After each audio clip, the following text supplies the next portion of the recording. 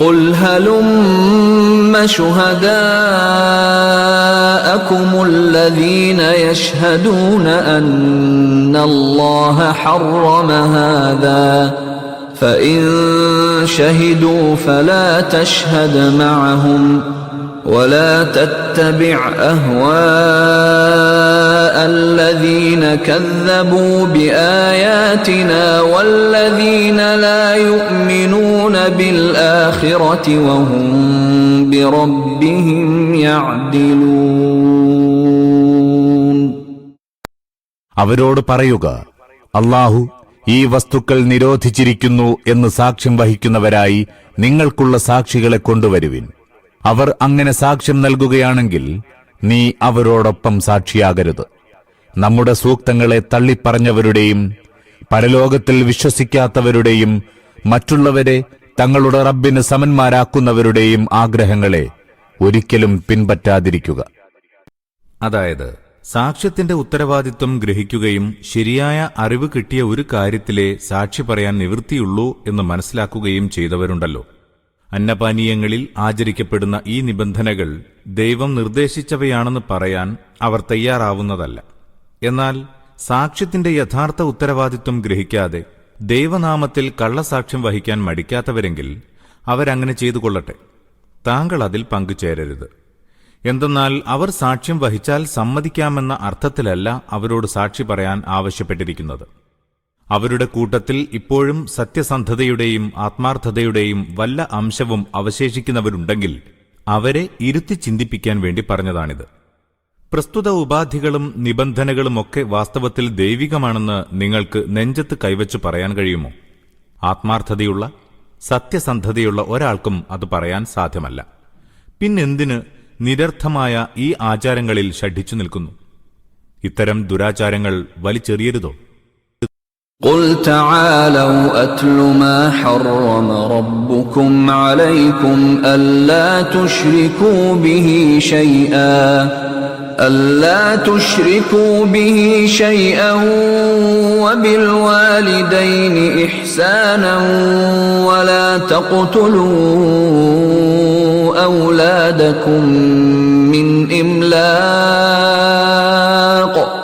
نحن نرزقكم وإياهم ولا تقربوا الفواحش ما ظهر منها وما بطن ولا تقتلوا النفس التي حرم الله إلا بالحق ذلكم وصاكم به لعلكم تعقلون. പ്രവാചകൻ അവരോട് പറയുക, വരുവിൻ, റബ്ബ് നിങ്ങളുടെ മേൽ ചുമത്തിയ നിബന്ധനകൾ എന്തൊക്കെയാണെന്ന് ഞാൻ കേൾപ്പിക്കാം.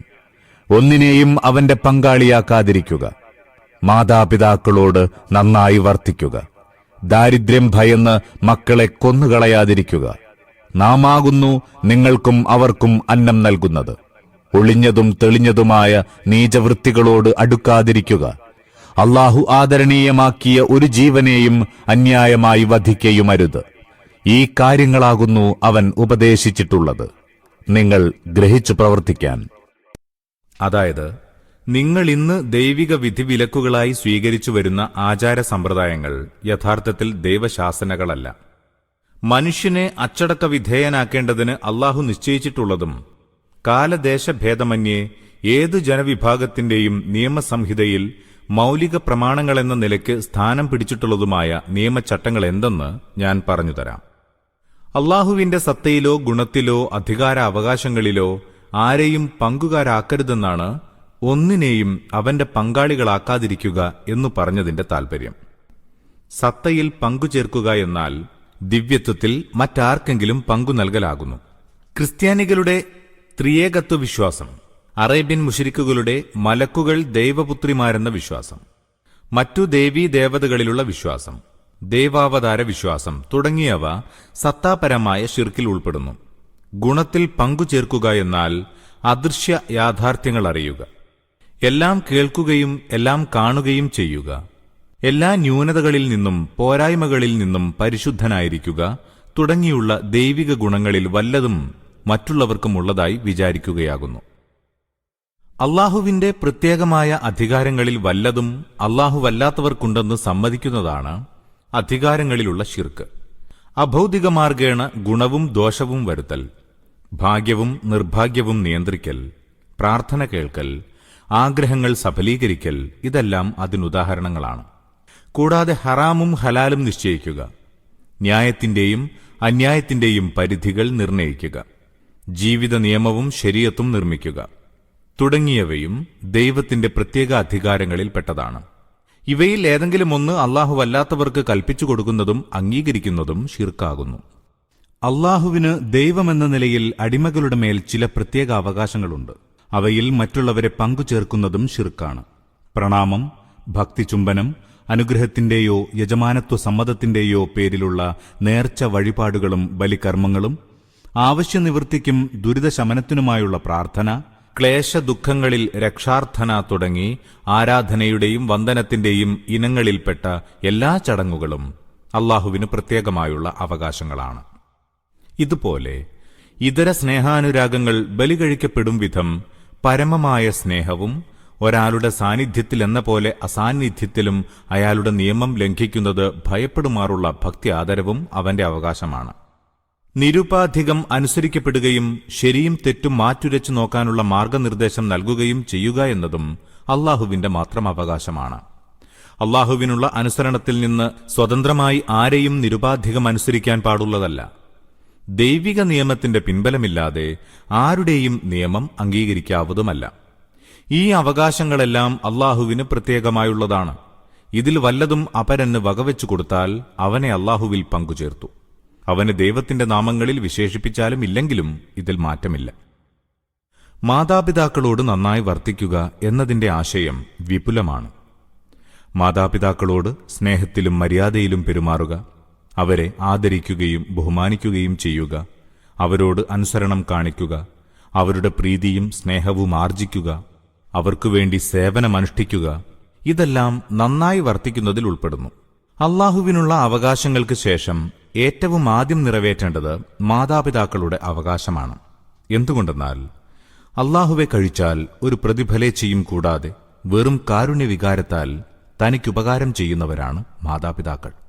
അതായിരിക്കണം തൗഹീദിനെക്കുറിച്ച് പറഞ്ഞ ഉടനെ മാതാപിതാക്കൾക്ക് സുകൃതം പ്രവർത്തിക്കാൻ ഖുർആനിൽ പലയിടത്തും അനുശാസിച്ചിട്ടുള്ളത്. ഫവാഹിഷിനെയാണ് നീചവൃത്തികളെന്ന് ഭാഷാന്തരം ചെയ്തിരിക്കുന്നത്. ശുദ്ധ മനുഷ്യപ്രകൃതി നിന്ദ്യവും നികൃഷ്ടവും ലജ്ജാവഹവുമായി ഗണിക്കുന്ന ഏത് പ്രവൃത്തിയും ഇതിലുൾപ്പെടും. വ്യഭിചാരം, സ്വവർഗ സംഭോഗം, നഗ്നത, അപവാദം, പിതൃഭാര്യയെ വിവാഹം കഴിക്കുക എന്നിവയെ വിശുദ്ധ ഖുർആൻ നീചവൃത്തികളെന്ന് വിളിച്ചിരിക്കുന്നു. ഹദീസുകളിൽ മോഷണത്തെയും മദ്യപാനത്തെയും യാചനയെയും ഫവാഹിഷിൽപ്പെടുത്തിയിരിക്കുന്നു. എല്ലാ തരത്തിലുള്ള അശ്ലീല വൃത്തികളും ഫവാഹിഷിൽപ്പെട്ടതാണ്. ഇത്തരം നീചവൃത്തികൾ പരസ്യമായോ രഹസ്യമായോ ചെയ്യരുതെന്നാണ് അള്ളാഹു ആജ്ഞാപിച്ചിരിക്കുന്നത്. മനുഷ്യജീവനെ അള്ളാഹു ആദരണീയമാക്കിയിരിക്കുന്നു. അന്യായമായി അതിനെ ഹനിക്കുന്നത് കഠിനമായി വിരോധിച്ചിരിക്കുന്നു. അന്യായമായി എന്നു പറഞ്ഞാൽ എന്താണ് അർത്ഥം? ഖുർആനിൽ അതിന്റെ 3 രൂപങ്ങൾ വിവരിച്ചിട്ടുണ്ട്. കൂടുതലായി 2 രൂപങ്ങൾ നബിവചനങ്ങളിലും വിവരിക്കപ്പെട്ടിരിക്കുന്നു. ഖുർആനിൽ വിവരിച്ചിട്ടുള്ളവ ഈ പറയുന്നവയാണ്. ഒരു മനുഷ്യൻ മറ്റൊരു മനുഷ്യനെ മനഃപൂർവ്വം വധിക്കുക, അപ്പോൾ കൊലയാളിയെ പ്രതിക്രിയയായി വധിക്കാവുന്നതാണ്. 2. സത്യദീനിന്റെ സംസ്ഥാപനത്തെ ആക്രമോത്സുകമായി എതിർക്കുന്നവരെ യുദ്ധത്തിലൂടെയല്ലാതെ മറികടക്കാൻ ഗത്യന്തരമില്ലാതെ വരിക. 3. ഇസ്ലാമിക രാഷ്ട്രത്തിൽ അസമാധാനവും അരാജകത്വവും സൃഷ്ടിക്കുക, അല്ലെങ്കിൽ ഇസ്ലാമിക രാഷ്ട്രത്തെ അട്ടിമറിക്കാൻ യത്നിക്കുക. നബിവചനങ്ങളിൽ വന്നിട്ടുള്ളത്: 1. വിവാഹിതരായ സ്ത്രീ പുരുഷന്മാർ വ്യഭിചരിക്കുക. 2. മുർത്തദ്ദാവുക. പ്രസ്തുത 5 കാരണങ്ങളിൽ ഒന്നിന്റെ പേരിലല്ലാതെ ഒരു മനുഷ്യനെയും വധിക്കാൻ ഇസ്ലാം അനുവദിച്ചിട്ടില്ല. അവൻ മുസ്ലിമാവട്ടെ, സത്യനിഷേധിയാവട്ടെ, ദിമ്മിയായ വിമതസ്ഥനാവട്ടെ. ولا تقربوا مال اليتيم إلا بالتي هي أحسن حتى يبلغ أشده وأوفوا الكيل والميزان بالقسط لا نكلف نفسا إلا وسعها وإذا قلتم فاعدلوا ولو كان ذا قربى وبعهد الله أوفوا ذلكم وصاكم به لعلكم تذكرون. നല്ല രീതിയിലല്ലാതെ നിങ്ങൾ അനാഥന്റെ മുതലിനോട് അടുത്തുപോകയുമരുത്. അനാഥൻ കരുത്ത് പ്രാപിക്കുന്നതുവരെ അവന്റെ മുതൽ സംരക്ഷിച്ചു കൊള്ളണം. അളവ് തൂക്കങ്ങളിൽ തികഞ്ഞ നീതി പാലിക്കുക. ഓരോ മനുഷ്യന്റെ മേലും അവന് സാധ്യമാകുന്ന ഉത്തരവാദിത്തങ്ങളെ നാം ചുമത്തുകയുള്ളൂ. നിങ്ങൾ കാര്യം പറയുമ്പോൾ സ്വന്തം ബന്ധുക്കളുടെ പ്രശ്നത്തിലാണെങ്കിലും നീതിപൂർവം പറയണം. അള്ളാഹുവിന്റെ പ്രതിജ്ഞ പാലിക്കുകയും ചെയ്യുക. ഈ സംഗതികൾ അള്ളാഹു നിങ്ങളോട് ഉപദേശിച്ചിരിക്കുന്നു, നിങ്ങൾ ഉത്ബുദ്ധരാകേണ്ടതിന്. സംരക്ഷിക്കാനും അഭിവൃദ്ധിപ്പെടുത്താനും വേണ്ടിയല്ലാതെ അനാഥയുടെ മുതലിനെ സമീപിക്കരുതെന്ന് സാരം. നിസ്വാർത്ഥമായും സതുദ്ദേശത്തോടും അനാഥകളോടുള്ള ഗുണകാംക്ഷയോടും മാത്രമേ അതിനെ സമീപിക്കാവൂ. ജനദൃഷ്ടിയിലും ദൈവദൃഷ്ടിയിലും വിമർശന വിധേയമാകാവുന്ന ഒന്നും ചെയ്തു പോകരുത്. ഒരാളിൽ അയാൾക്ക് വഹിക്കാവുന്ന ഉത്തരവാദിത്വം മാത്രം ചുമത്തുക എന്നത് ദൈവിക നിയമസംഹിതയുടെ സുസ്ഥിരമായ ഒരടിസ്ഥാന തത്വമാണ്. കഴിവിനപ്പുറം ആരുടെ മേലും യാതൊന്നും അള്ളാഹു ചുമതലപ്പെടുത്തുന്നില്ല. ഇവിടെ അത് പ്രത്യേകം എടുത്തു പറഞ്ഞതിന്റെ താൽപര്യം ഇതാണ്: അളവിലും തൂക്കത്തിലും കൃത്യത പാലിക്കാൻ കഴിവതും ശ്രമിക്കണമെന്നാണല്ലോ അള്ളാഹുവിന്റെ നിർദ്ദേശം. ഒരാൾ അളക്കുകയോ തൂക്കുകയോ ചെയ്യുമ്പോൾ മനഃപൂർവ്വമല്ലാതെ വന്നുപോകാവുന്ന വീഴ്ച കുറ്റകരമാവില്ല. കഴിവിന്റെ പരമാവധി നീതിയും മര്യാദയും പാലിക്കാൻ അയാൾ ശ്രമിച്ചുവെങ്കിൽ. അള്ളാഹുവിന്റെ പ്രതിജ്ഞ എന്നു പറഞ്ഞതിൽ മനുഷ്യൻ ദൈവത്തോട് ചെയ്യുന്ന പ്രതിജ്ഞയും ദൈവത്തിന്റെ പേരിൽ മനുഷ്യർ പരസ്പരം ചെയ്യുന്ന പ്രതിജ്ഞയും ഉൾപ്പെടും. ദൈവത്തിന്റെ ഭൂമിയിൽ ദൈവദത്തമായ ജീവിത വിഭവങ്ങൾ ആസ്വദിച്ചു കഴിഞ്ഞുകൂടുന്ന സൃഷ്ടിയാണല്ലോ മനുഷ്യൻ. അവന്റെ മേൽ സ്വയം വന്നുചേരുന്ന ഉത്തരവാദിത്വങ്ങളും സൃഷ്ടികർത്താവിനോടുള്ള ബാധ്യതകളും ഒരു കുടുംബത്തിലും ഒരു ജനവിഭാഗത്തിലും നിവസിക്കുന്നുവെന്ന നിലയിൽ സമസൃഷ്ടികളോടുള്ള കടപ്പാടും ഇതിൽപ്പെട്ടതാകുന്നു.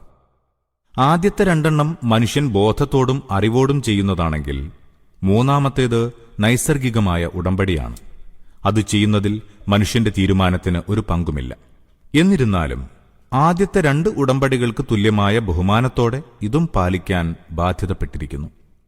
ദൈവദത്തമായ അസ്തിത്വവും ദൈവം നൽകിയ ശാരീരികവും മാനസികവുമായ കഴിവുകളും ഉപകരണങ്ങളും ഉപയോഗപ്പെടുത്തി ദൈവത്തിന്റെ ഭൂമിയിൽ ദൈവനിർമ്മിതമായ വിഭവങ്ങൾ ഭുജിച്ച് മനുഷ്യൻ ജീവിതം നയിക്കുന്നു.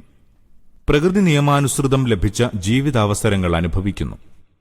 ദൈവത്തോട് അടിമത്തത്തിന്റെയും അനുസരണത്തിന്റെയും കൃതജ്ഞതയുടെയും ബന്ധം പുലർത്തുക എന്നത് ദൈവദത്തമായ സുഖസാമഗ്രികൾ ഉപയോഗിച്ച് നിലകൊള്ളുന്നതിന്റെ അനിവാര്യ താൽപര്യമാണ്.